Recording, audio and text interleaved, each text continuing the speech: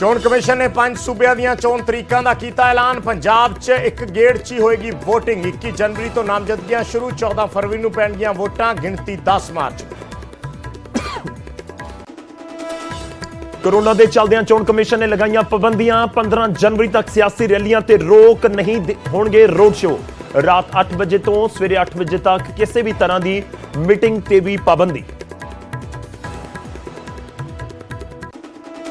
ਚੋਣਾਂ ਦੇ ਐਲਾਨ ਦੇ ਨਾਲ ਹੀ ਹੋਰਡਿੰਗ ਹਟਾਉਣ ਦੀ ਕਾਰਵਾਈ ਵੀ ਹੋਈ ਸ਼ੁਰੂ। ਵੱਖ-ਵੱਖ ਸ਼ਹਿਰਾਂ 'ਚੋਂ ਹਟਾਏ ਗਏ ਸਰਕਾਰ ਦੇ ਬੋਰਡ। इलेक्शन की अनाउंसमेंट तो ठीक 1 घंटा पहला चन्नी सरकार ने लगाया चौथा डीजीपी। सिद्धार्थ चट्टोपाध्याय की थां वीके बाबरा बने नवे डीजीपी। बाबरा ने संभालिया चार्ज। 7 IPS और 2 PPS अफसरां दे भी तबादले। फिरोजपुर दे SSP का भी तबादला।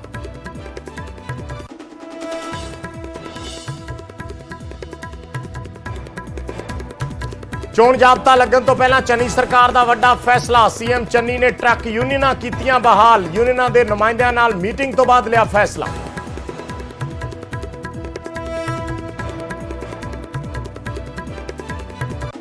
और कांग्रेस का ਵੱਡਾ ਐਲਾਨ। पंजाब के लिए चरणजीत सिंह चन्नी, नवजोत सिंह सिद्धू और सुनील जाखड़ तीनों ही होणगे मुख्यमंत्री का चेहरा। सांझी लीडरशिप हेठां लड़ी जाएगी चोण।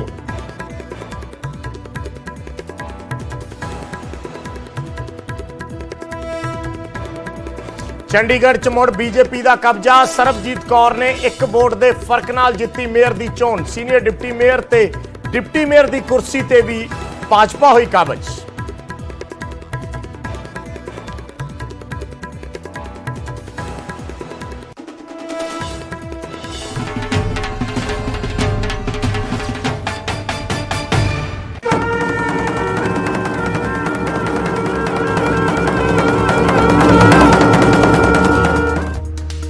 सत श्री अकाल, स्वागत है। गौरव शुक्ला मैं हां तुहाडे नाल। चोण बिगुल पंजाब दे विच वध चुकिया है। 14 फरवरी नूं पंजाब दे विच वोटां पैणगीਆਂ।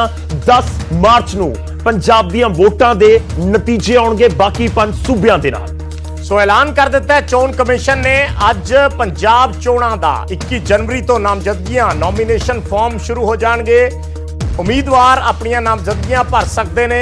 उस तो बाद 28 जनवरी तक जिहड़ी है वो आखिरी डेट होएगी नामजदगियां दाखिल ਕਰਨ ਦੀ। ਉਸ ਤੋਂ ਬਾਅਦ 29 ਨੂੰ ਸਕਰੂਟਨੀ ਹੋਏਗੀ ਔਰ 29 ਨੂੰ ਸਕਰੂਟਨੀ ਤੋਂ ਬਾਅਦ 31 ਤਰੀਕ ਜਿਹੜੀ ਹੈ ਉਹ ਲਾਸਟ ਡੇਟ ਹੋਏਗੀ ਨਾਮਜ਼ਦਗੀਆਂ ਵਾਪਸ ਲੈਣ ਦੀ। 31 ਤਰੀਕ ਲਾਸਟ ਡੇਟ ਹੋਏਗੀ ਨਾਮਜ਼ਦਗੀਆਂ ਵਾਪਸ ਲੈਣ ਦੀ। ਉਸ ਤੋਂ ਬਾਅਦ 14 ਫਰਵਰੀ ਜਿਹੜੀ ਹੈ ਉਹ VOTING ਹੋਣੀ ਹੈ ਤੇ 10 ਮਾਰਚ ਨੂੰ ਨਤੀਜੇ ਆਉਣਗੇ। बिल्कुल एक एक करके असं तरीका जरूर देखांगे। इस दे उत्ते गलबात होंदी रहेगी। जिहड़ी ब्रेकिंग इस समय की वड्डी खबर यही है 14 फरवरी ਨੂੰ पंजाब दे विच वोटिंग होण जा रही है। 14 फरवरी का दिन सोमवार का दिन होएगा ਜਦੋਂ पंजाब दे विच वोटां पाईਆਂ ਜਾਣਗੀਆਂ। ਉਸ ਤੋਂ ਬਾਅਦ 10 ਮਾਰਚ ਨੂੰ ਨਤੀਜੇ ਆਉਣੇ ਨੇ। पंजाब ਦੇ ਲਈ ਇਹ ਚੋਣਾਂ ਦਾ ਐਲਾਨ ਹੋ ਗਿਆ। ਜਿਵੇਂ ਅਸੀਂ ਪਹਿਲਾਂ ਤੁਹਾਨੂੰ ਦੱਸਿਆ ਕਿ 21 ਜਨਵਰੀ ਤੋਂ ਨਾਮਜ਼ਦਗੀਆਂ ਦਾ ਦੌਰ ਸ਼ੁਰੂ ਹੋ ਜਾਏਗਾ ਪੰਜਾਬ ਦੇ ਵਿੱਚ। ਖਾਸ ਇਸ ਵਾਰ ਇਹ ਵੀ ਹੈ ਕਿਉਂਕਿ ਜਦੋਂ ਵੋਟਾਂ ਦੇ ਲਈ ਨਾਮਜ਼ਦਗੀਆਂ ਦਾ ਦੌਰ ਸ਼ੁਰੂ ਹੁੰਦਾ ਹੈ ਤਾਂ ਉਸ ਸਮੇਂ खूब ढोल धमाकियां दे नाल वड्डे इकट्ठ दे नाल पहुंचते ने उम्मीदवार अपनी नामजदगियां भरन। खास तौर पर जिहड़े वड्डे VIP कैंडीडेट्स हुंदे ने। शायद इस बार नजर ना आवे।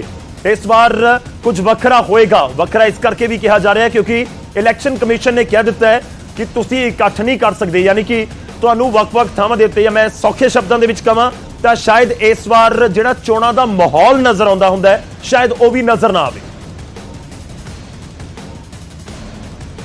ਸੋ ਪੰਜਾਬ ਦੇ ਵਿੱਚ ਅੱਜ ਚੋਣਾਂ ਦਾ ਬਿਗੁਲ ਵੱਜ ਗਿਆ। ਐਲਾਨ ਹੋ ਗਿਆ। ਸਭ ਨੂੰ ਇੰਤਜ਼ਾਰ ਸੀ, ਬੜੀ ਉਤਸੁਕਤਾ ਸੀ ਲੋਕਾਂ ਦੇ ਵਿੱਚ ਜਾਣਨ ਦੀ ਕਿ ਕਦੋਂ ਇਲੈਕਸ਼ਨ ਹੋਣਗੇ। ਕੀ ਇਸ ਵਾਰ ਜ਼ਿਆਦਾ ਲੰਬਾ ਚੋਣ ਪ੍ਰੋਗਰਾਮ ਤੇ ਨਹੀਂ ਹੋਏਗਾ?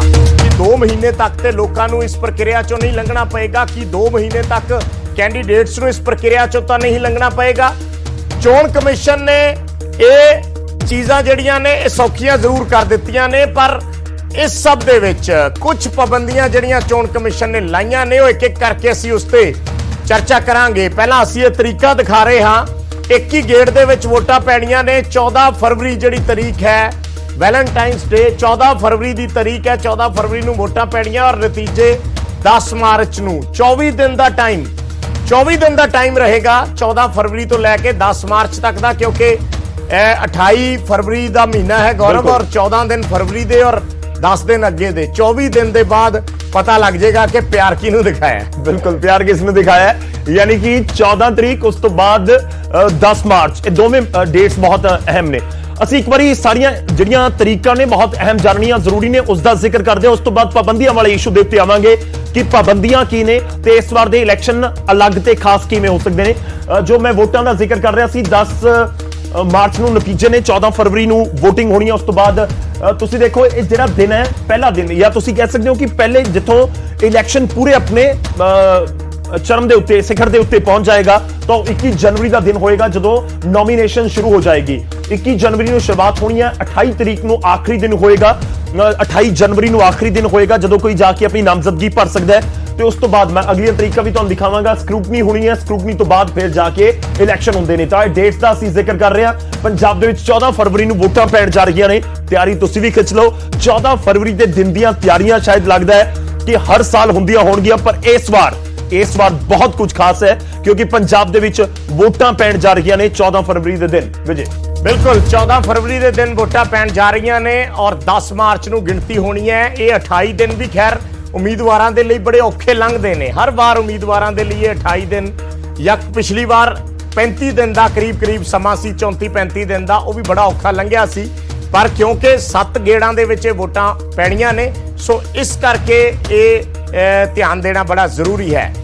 ਰਾਤ 8 ਵਜੇ ਤੋਂ ਲੈ ਕੇ ਸਵੇਰੇ 8 ਵਜੇ ਤੱਕ ਹੀ ਸਿਰਫ ਕੈਂਪੇਨ ਹੋ ਸਕੇਗੀ। ਜਿਹੜਾ ਚੋਣ ਕਮਿਸ਼ਨ ਨੇ ਅੱਜ ਜਿਹੜੇ ਹੁਕਮ ਜਾਰੀ ਕੀਤੇ ਨੇ, 8 ਵਜੇ ਤੋਂ ਬਾਅਦ ਜਿਹੜਾ ਹੈ ਉਹ ਚੋਣ ਕਰਫਿਊ ਜਾਂ ਕਹੀਏ ਕੈਂਪੇਨ ਕਰਫਿਊ ਰਹੇਗਾ। ਕੈਂਪੇਨ ਕਰਫਿਊ ਦਾ ਨਾਮ ਦਿੱਤਾ ਗਿਆ ਕਿਉਂਕਿ ਇਲੈਕਸ਼ਨਾਂ ਦੇ ਵਿੱਚ ਤੁਸੀਂ ਇਹ ਤਾਂ ਬਹੁਤ ਸੁਣਿਆ ਹੋਏਗਾ, ਜਾਂ ਇਲੈਕਸ਼ਨਾਂ ਤੋਂ ਪਹਿਲਾਂ ਜਿਵੇਂ ਆਮ ਜਿਹੜਾ ਹੈ ਇਹ ਸੁਣਿਆ ਹੋਏਗਾ ਕਿ ਨਾਈਟ ਕਰਫਿਊ ਲੱਗਿਆ ਹੈ ਕਿ ਰਾਤ ਨੂੰ ਲੋਕ ਬਾਹਰ ਨਹੀਂ ਨਿਕਲ ਸਕਦੇ। ਹੁਣ ਕੈਂਪੇਨ ਕਰਫਿਊ ਇੱਕ ਲਫ਼ਜ਼ ਜਿਹੜਾ ਹੈ ਚੋਣ ਕਮਿਸ਼ਨ ਵੱਲੋਂ ਦਿੱਤਾ ਗਿਆ ਕਿ ਉਮੀਦਵਾਰ ਰਾਤ 8 ਵਜੇ ਤੋਂ ਬਾਅਦ ਕੈਂਪੇਨ ਨਹੀਂ ਕਰ ਸਕਣਗੇ। ਔਰ ਫਿਲਹਾਲ ਤਾਂ 15 ਜਨਵਰੀ ਤੱਕ ਨਾ ਕੋਈ ਰੋਡ ਸ਼ੋ, ਨਾ ਕੋਈ ਰੈਲੀ, ਵੱਡੀ ਰੈਲੀ, ਨਾ ਕੋਈ ਨੁੱਕੜ ਮੀਟਿੰਗ, ਨਾ ਕੋਈ ਸੱਥ ਪਿੰਡ ਦੇ ਵਿੱਚ ਖੜ ਕੇ ਮੀਟਿੰਗ, ਕੁਝ ਨਹੀਂ ਹੋ ਪਾਏਗਾ। ਸਿਰਫ ਡੋਰ ਟੂ ਡੋਰ ਪ੍ਰਚਾਰ ਦੀ ਇਜਾਜ਼ਤ ਹੈ, ਉਹ ਵੀ 5 ਲੋਕਾਂ ਨੂੰ। ਬਿਲਕੁਲ ਆਮ ਤੌਰ ਤੇ ਜਿਸ ਦਿਨ ਇਲੈਕਸ਼ਨ ਹੁੰਦੇ ਨੇ ਉਸ ਤੋਂ ਜਿਹੜਾ ਕਰੀਬ 48 ਘੰਟੇ ਪਹਿਲਾਂ ਰੁਕ ਜਾਂਦਾ ਹੈ ਇਲੈਕਸ਼ਨ ਕਮਿਸ਼ਨ ਦਾ ਹਦਾਇਤਾਂ ਮੁਤਾਬਕ ਰੌਲਾ ਚੋਣ ਪ੍ਰਚਾਰ ਦਾ, ਉਹ ਸ਼ਾਇਦ ਇਸ ਵਾਰ ਤੁਹਾਨੂੰ ਪੂਰੀ ਇਲੈਕਸ਼ਨ ਦੇ ਦੌਰਾਨ ਹੀ ਸੁਣਨ ਨੂੰ ਨਾ ਮਿਲੇ। ਸੋ ਡਿਜੀਟਲ ਵਰਚੁਅਲ ਤਰੀਕੇ ਦੇ ਨਾਲ ਚੋਣ ਪ੍ਰਚਾਰ ਹੋਏਗਾ, ਇਸ ਦੀ ਸਲਾਹ ਦਿੱਤੀ ਗਈ ਹੈ। ਚੋਣ ਕਮਿਸ਼ਨ ਨੇ ਫਿਲਹਾਲ ਸਲਾਹ ਦਿੱਤੀ ਹੈ, ਪਰ ਅਗਲੇ ਦਿਨਾਂ 'ਚ ਹੁਕਮ ਵੀ ਜਾਰੀ ਹੋ ਸਕਦੇ ਆ। 15 ਜਨਵਰੀ ਤੱਕ ਤੇ ਹੋ ਹੀ ਗਏ ਨੇ ਕਿ 15 ਜਨਵਰੀ ਤੱਕ ਫਿਲਹਾਲ ਹਰ ਚੀਜ਼ ਤੇ ਰੋਕ ਰਹੇਗੀ। ਕਿਸ ਤਰੀਕੇ ਨਾਲ ਉਮੀਦਵਾਰਾਂ ਨੇ ਇਹ ਚੀਜ਼ ਮੈਨੇਜ ਕਰਨੀ ਹੈ, ਜਿਵੇਂ ਅਸੀਂ ਪਹਿਲਾਂ ਜ਼ਿਕਰ ਕਰ ਰਹੇ ਸੀ ਕਿ ਹਰ ਵਰਕਰ ਦੀ ਇਹਨਾਂ ਚੋਣਾਂ ਦੇ ਵਿੱਚ ਵੈਲਿਊ ਹੋਏਗੀ, ਹਰ ਵਰਕਰ ਦੀ ਇਹਨਾਂ ਚੋਣਾਂ ਦੇ ਵਿੱਚ ਲੋੜ ਹੋਏਗੀ ਕਿ ਉਹ ਕਿਸ ਤਰੀਕੇ ਨਾਲ ਲੋਕਾਂ ਤੱਕ ਆਪਣੀ ਗੱਲ ਜਾਂ ਆਪਣੀ ਪਾਰਟੀ ਦੀ ਗੱਲ ਪਹੁੰਚਾਉਂਦੇ ਨੇ। ਬਿਲਕੁਲ ਇਹ ਕਰੋਨਾ ਕਰਕੇ ਜੋ ਚੋਣਾਂ ਦਾ ਇਸ ਵਾਰ ਰੂਪ ਬਦਲਿਆ ਹੋਇਆ ਨਜ਼ਰ ਆਏਗਾ, ਅਸੀਂ ਉਸ ਦਾ ਜ਼ਿਕਰ ਕਰ ਰਹੇ ਹਾਂ ਔਰ ਇੱਕ ਕਰਕੇ ਗ੍ਰਾਫਿਕ ਵੀ ਤੁਹਾਡੇ ਤੱਕ ਪਹੁੰਚਾਏ ਨੇ। ਇਹ ਪੂਰੀ ਇਨਫੋਰਮੇਸ਼ਨ ਹੈ। ਡੋਰ ਟੂ ਡੋਰ ਪ੍ਰਚਾਰ ਦੇ ਲਈ 5 ਲੋਕਾਂ ਨੂੰ ਮਨਜ਼ੂਰੀ ਹੈ, ਜੇਕਰ ਇਲੈਕਸ਼ਨ ਕਮਿਸ਼ਨ ਦੀਆਂ ਹਦਾਇਤਾਂ 15 ਜਨਵਰੀ ਤੋਂ ਬਾਅਦ ਵੀ ਰਹਿੰਦੀਆਂ ਨੇ, ਜਿਸ ਦੀਆਂ ਤੁਸੀਂ ਕਹਿ ਸਕਦੇ ਹੋ ਅਸਾਰ ਬਹੁਤ ਜ਼ਿਆਦਾ ਨੇ। ਔਰ ਇਸ ਦਾ ਸਿੱਧਾ ਜਿਹਾ ਮਤਲਬ ਹੋਏਗਾ ਕਿ ਇਸ ਵਾਰ ਸ਼ਾਇਦ ਉਸ ਤਰੀਕੇ ਨਾਲ ਵੱਡੀਆਂ ਰੈਲੀਆਂ ਜਾਂ ਫਿਰ ਖੂਬ ਵੋਟਾਂ ਦਾ ਰੌਲਾ ਉਹ ਸੁਣਨ ਨੂੰ ਨਾ ਹੀ ਮਿਲੇ। ਆਨਲਾਈਨ ਨਾਮਜ਼ਦਗੀਆਂ ਜ਼ਰੂਰ ਹੋ ਸਕਣਗੀਆਂ ਔਰ ਇਸ ਦੇ ਨਾਲ ਜੋ ਕਿਹਾ ਗਿਆ ਹੈ 15 ਜਨਵਰੀ ਤੱਕ ਹਦਾਇਤਾਂ ਨੇ, ਉਸ ਤੋਂ ਬਾਅਦ ਕੀ ਹੁੰਦਾ ਉਹ ਦੇਖਣਾ ਹੋਏਗਾ। ਪਰ 15 ਜਨਵਰੀ ਤੱਕ ਕੋਈ ਪੈਦਲ ਮਾਰਚ ਨਹੀਂ ਹੋ ਸਕਦਾ, ਕੋਈ ਰੋਡ ਸ਼ੋ ਨਹੀਂ ਹੋ ਸਕਦਾ, ਕੋਈ ਬਾਈਕ ਰੈਲੀ ਨਹੀਂ ਹੋ ਸਕਦੀ, ਕੋਈ ਸਾਈਕਲ ਰੈਲੀ ਨਹੀਂ ਹੋ ਸਕਦੀ, ਕੋਈ ਕਾਰ ਦੇ ਉੱਤੇ ਚੜ੍ਹ ਕੇ, ਕੋਈ ਟਰੱਕ ਦੇ ਉੱਤੇ ਚੜ੍ਹ ਕੇ, ਕੋਈ ਰੱਥ ਬਣਾ ਕੇ ਕਿਸੇ ਤਰੀਕੇ ਨਾਲ ਕੋਈ ਪ੍ਰਚਾਰ ਨਹੀਂ ਕੀਤਾ ਜਾ ਸਕਦਾ। ਉਸ ਤੋਂ ਬਾਅਦ ਕੋਈ ਫਿਜ਼ੀਕਲ ਵੱਡੀ ਰੈਲੀ ਨਹੀਂ ਹੋ ਸਕਦੀ। ਤੁਸੀਂ ਆਨਲਾਈਨ ਜਾ ਕੇ ਜੋ ਮਰਜ਼ੀ ਕਰੋ, ਕੋਈ ਦਿੱਕਤ ਨਹੀਂ। ਆਨਲਾਈਨ ਜਾ ਕੇ ਤੁਸੀਂ ਲੋਕਾਂ ਤੱਕ ਜੁੜਨਾ ਹੈ ਔਰ ਲੋਕਾਂ ਤੱਕ ਆਪਣੀ ਗੱਲ ਪਹੁੰਚਾਣੀ ਹੈ। ਉਹੀ ਇੱਕ ਸਭ ਤੋਂ ਅਹਿਮ ਔਰ ਵੱਡਾ ਤਰੀਕਾ ਇਸ ਵਾਰ ਵੋਟਾਂ ਦੇ ਦੌਰਾਨ ਪੋਲੀਟੀਕਲ ਪਾਰਟੀਆਂ ਦੇ ਕੋਲ ਹੋਵੇਗਾ। ਇੱਕ ਵਾਰੀ ਮੈਂ ਦੁਬਾਰਾ ਕਲੀਅਰ ਕਰ ਰਿਹਾ ਕਿ ਇਲੈਕਸ਼ਨ ਕਮਿਸ਼ਨ ਨੇ 15 ਤਰੀਕ ਤੱਕ ਇਹ ਜ਼ਿਕਰ ਕੀਤਾ ਹੈ। ਔਰ ਵਿਜੇ ਇਨਫੈਕਟ ਆਪਾਂ ਬ੍ਰੇਕ ਦੇ ਵਿੱਚ ਗੱਲ ਕਰ ਰਹੇ ਸੀ ਕਿਉਂਕਿ ਬਹੁਤ ਸਾਰੇ ਲੋਕ ਕਰੋਨਾ ਪੋਜ਼ਿਟਿਵ ਆ ਰਹੇ ਨੇ। ਹੁਣ 14 ਫਰਵਰੀ ਨੂੰ ਜੇ ਕਿਸੇ ਦੀ ਉਸ ਸਮੇਂ ਜਾਂ ਉਸ ਤੋਂ 1-2 ਦਿਨ 4 ਦਿਨ ਪਹਿਲਾਂ ਕਰੋਨਾ ਦੀ ਰਿਪੋਰਟ ਪੋਜ਼ਿਟਿਵ ਆਈ ਹੋਈ ਤਾਂ ਕੀ ਉਹ ਵੋਟ ਪਾ ਸਕੇਗਾ? ਬਿਲਕੁਲ ਵੋਟ ਪਾ ਸਕੇਗਾ। ਪੋਸਟਲ ਬੈਲਟ ਦੇ ਜ਼ਰੀਏ ਪੋਸਟਲ ਬੈਲਟ ਉਸ ਤੱਕ ਪਹੁੰਚਾਉਣਾ ਹੋਏਗਾ। ਉਹ ਜ਼ਿੰਮੇਵਾਰੀ ਹੋਊਗੀ ਚਾਹੇ ਉਸ ਵਿਅਕਤੀ ਦੇ ਘਰੇ ਪੋਸਟਲ ਬੈਲਟ ਫੜਾ ਦਿੱਤਾ ਜਾਵੇ, ਕਿਉਂਕਿ ਜਿਹੜਾ ਕਰੋਨਾ ਪੇਸ਼ੈਂਟ ਗੌਰਵ ਹੈ ਉਹ ਔਨ ਰਿਕਾਰਡ ਹੁੰਦਾ ਹੈ ਕਿ ਇਸ ਪਰਿਵਾਰ ਦੇ ਵਿੱਚ ਆ ਬੰਦਾ ਕਰੋਨਾ ਪੋਜ਼ਿਟਿਵ ਹੈ। ਸੋ ਉਸ ਘਰੇ ਪੋਸਟਲ ਬੈਲਟ ਜਾਏਗਾ ਔਰ ਉਹ ਬੰਦਾ ਚਾਹੇ ਤਾਂ ਜਾਂ ਇਲੈਕਸ਼ਨ ਕਮਿਸ਼ਨ ਉਸ ਬਾਰੇ ਨੋਰਮਸ ਫਾਈਨਲ ਕਰੇਗਾ ਸਟੇਟ ਇਲੈਕਸ਼ਨ ਕਮਿਸ਼ਨ ਕਿ ਉਸ ਨੂੰ ਆਪਣੀ ਰਿਪੋਰਟ ਦਿਖਾਉਣ ਦੀ ਜ਼ਰੂਰਤ ਹੈ, ਨਾਲ ਲਾਉਣੀ ਹੈ ਜਾਂ ਸਿੰਪਲ ਉਹ ਪੋਸਟਲ ਬੈਲਟ ਭਰ ਕੇ ਭੇਜ ਸਕਦਾ ਹੈ। ਔਰ ਇੱਕ ਚੀਜ਼ ਗੌਰਵ ਇਹਦੇ ਵਿੱਚ ਹੋਰ ਬਹੁਤ ਵੱਡੀ ਹੈ ਕਿ ਹੁਣ ਜਿਸ ਤਰੀਕੇ ਨਾਲ ਕੇਸ ਵੱਧ ਰਹੇ ਹੈ, ਇੱਕ ਦਿਨ ਦੇ ਵਿੱਚ 4000 ਕੇਸ, 5000 ਕੇਸ, 10000 ਕੇਸ, ਜੇ 14 ਜਨਵਰੀ ਤੱਕ 50000 ਜਾਂ 70000 ਕੇਸ ਹੁੰਦੇ ਆ ਤਾਂ ਇਹ ਮੰਨ ਕੇ ਚੱਲੀਏ ਕਿ 70000 ਪੋਸਟਲ ਬੈਲਟ ਦਾ ਵੀ ਉਸ ਦਿਨ ਇਸਤੇਮਾਲ ਹੋਏਗਾ। ਇੰਤਜ਼ਾਮ ਵੀ ਕਰਨਾ ਹੋਏਗਾ, ਇੰਤਜ਼ਾਮ ਵੀ ਕਰਨਾ ਹੋਏਗਾ। ਖੈਰ ਵੋਟਾਂ ਦਾ ਅਸੀਂ ਜ਼ਿਕਰ ਕਰ ਰਹੇ ਹਾਂ, ਇਸ ਦੇ ਨਾਲ ਅੱਗੇ ਵਧਦੇ ਹਾਂ ਤੇ ਇੱਕ ਹੋਰ ਵੱਡੀ ਖਬਰ ਹੈ ਉਸ ਦਾ ਰੁਖ ਕਰਾਂਗੇ।